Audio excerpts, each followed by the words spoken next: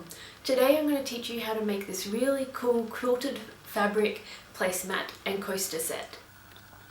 So what do you need for this project? Well, you're going to want some sharp tailor scissors, some sewing pins. I've pre-prepared some bias strips. If you don't know how to make some bias strips, I have a link in the description which will take you to a video that will teach you all about how to make the perfect bias binding strips. But as you can see, this has been pre-prepared. The seams have been pressed open and I have simply just rolled it into a big ball or roll to make it easier to use. And finally, you're going to want some quilt batting. Now this quilt batting is probably 1/4 of a centimetre thick, and I have pre-cut it at about 14.25 inches by 19.25 inches, so sorry, 19 by 14. I've pre-decided on the measurements that I will be using for this project. However, you can always make your placemat as wide and long as you want. Just remember to add the seam allowances that will go on each side of your placemat when sewing. So if you want a 12-inch placemat, you're going to want to have 5/8 of an inch on this side, followed by 12 inches, followed by another 5/8 of an inch seam allowance.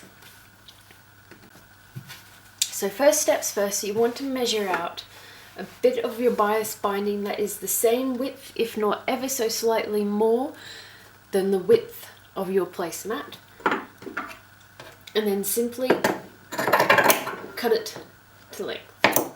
Now this strip for me is probably about 19.5 inches, and you'll just continue that for a couple pieces for the moment.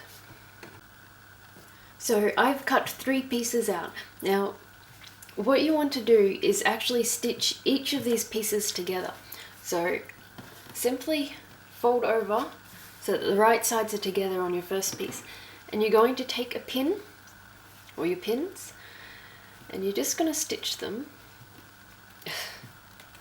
pin them along the edge here as necessary. If you're comfortable sewing without pins, go ahead and get ready to sew. With 2 strips of fabric right sides together, you just want to place them in your sewing machine, and you're going to want to sew with a 5/8 inch of a seam allowance.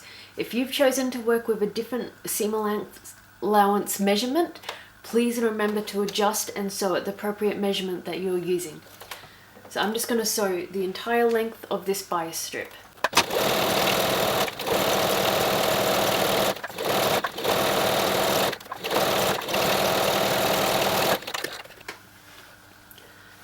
Next, you want to check if your length is long enough on your project. So just line the top edge of your bias binding strips to your quilt batting up the top there. And as you can see, I have to sew quite a number more strips. So I'm going to continue along and then show you as these progress more and more. And you'll see this fill up, and when you get to the bottom, even if there's a bit of an overhang, you're finished this section. So I've had some trouble with my camera and unfortunately lost a little bit of footage. However, it should be more than enough that in post I'm able to teach you what to do. So remember how I said make the edges slightly longer than the actual project? Chances are that they've been sewn ever so slightly jagged, such as what I've sewn it here. That's very simple to fix. Just make sure that the length is the required amount. Get your scissors and just trim them down to size. So unfortunately, what you didn't get to see is that I managed to actually sew 2 pieces of fabric with the salvages for both the front and back of this placemat. What I've also done is trim down all the edgings so that they're nice and smooth and straight. And for this piece here, I have also gone ahead and pinned it onto the quilt backing, just like this, onto the quilt backing. So what you want to do next is actually sew these pieces together.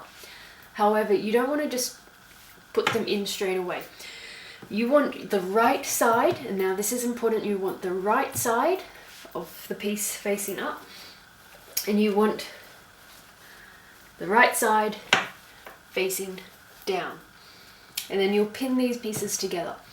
Now you might be thinking, well hang on, once I sew around all the edges, it's inside out. Well, that's fine, because what we're actually going to do is leave a section down here unsewn. And when we've sewn all the pieces together and we've trimmed all the extra seam allowance off, we're going to actually turn it the right way out. And what you'll end up having is all your seams will be enclosed inside the project and will look very professionally finished. So I'm going to go ahead and join these two pieces together off camera. Alright, so if you're batting and the layers of fabric is too thick, you may need a specialized walking foot for this section of the project. Alright, so now you want to sew all the way around your fabric, leaving a space that's unstitched. You'll actually see I've marked at the back behind the sewing machine a section which I will leave unstitched, and I will point that out at the end. So for the moment, just stitch all the way around, making sure as well that any big seams like this remain pressed flat, open when sewing. So you don't want them to fold across like that, you want them all to lay flat.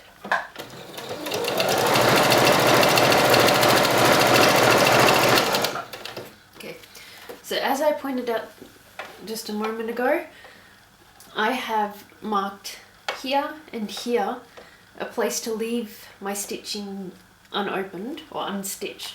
So I'm just going to sew to this point here, since I started at this point here.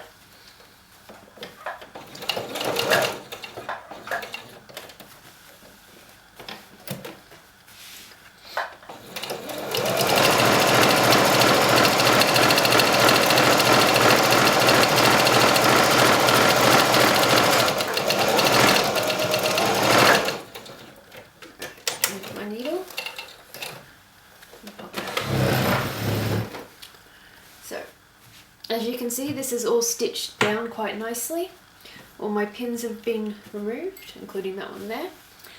So now what we need to do is turn our project right side out.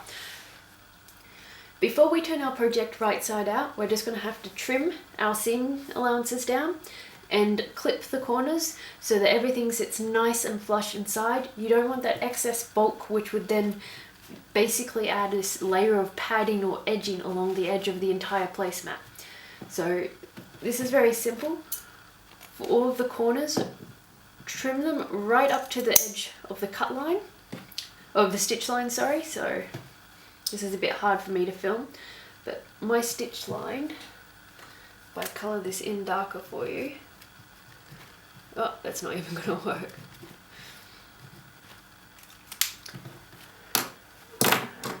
If that is my stitching line just there, I've trimmed to the very edge of that, and then you want to just trim another edge off and another edge off like that. And you want to do this for all corners, all four corners of your project. And finally, you also want to trim along the very edges down close to the very edge of your placemat. Now, ideally what you should actually do is stagger your clippings, so one layer will be slightly longer than the next and then the third layer. What I'm doing is holding my scissors at an angle. Now this can take a bit of practice, so if you're concerned, do it one layer at a time. But by angling my scissors, it helps me to ever so slightly stagger the seams by just those few millimeters. If you're sewing with particularly bulky fabric, however, it can also be best to stagger it in individual layers.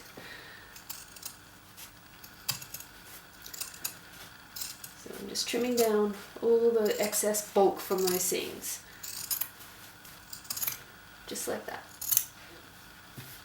So I've trimmed right down to the stitching line, but haven't gone through the actual stitching line. I missed this section here. Okay, so you can just continue that all the way around your project. Alright, so for the final stage of this project, you're going to need to put your hand in, put it all all the way through, grab a corner, and you're just going to slowly push the bulk of the inside through to the other side. And this is turning your project the right way out. Now this can take a little bit of work, and just take your time and pull it out.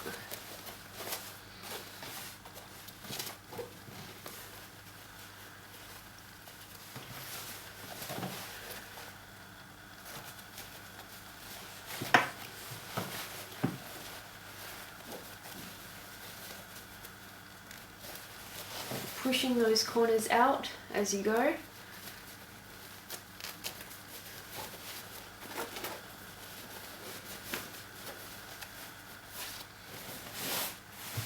And you sort of want to just smooth it all down. And just hand press it down into place at the moment. If you have a tool such as this point turner here, this can be really handy to just slip all the way in and then very gently just press on the corners and gently poke them until you get more of a point. And this just helps press those points into place, or points. You just push them in very gently, and this is the important part, is you have to do it gently because otherwise it will just pop straight through the seam. You don't want to pop your seam now that you've turned it right side out and trimmed your seam allowances. So just take your time and gently press all of these corners out so that they have a good nice point and shape to them. Finally, you're going to want to hand stitch this opening closed. Now, even after several years of practice, I am still absolutely horrible at the invisible stitch. The invisible straight stitch, or the invisible hand stitch, sorry. So I do encourage you to look up some lessons online, YouTube, other video lessons, and I'll put some links to some teachers who do this quite well, because I am truly no good at it. But you want to stitch this whole section closed, and once that's closed you are finished. Finally, you want to hand stitch this opening closed. Now I'm pretty horrible at this, even after years of practice. It's a skill that I've never really picked up and managed to do very well. So I'll add a link to some videos that will teach how to hand stitch invisibly into the description in the bottom below. Excuse me, into the description in the box below. Finally, once you've stitched this opening closed, you may find that your placemat feels a little bit flimsy or airy, and it doesn't really sort of hold the pieces together down the front and the back. So there's a couple different options that you can do to change this or improve upon this. You can first edge stitch all the way around.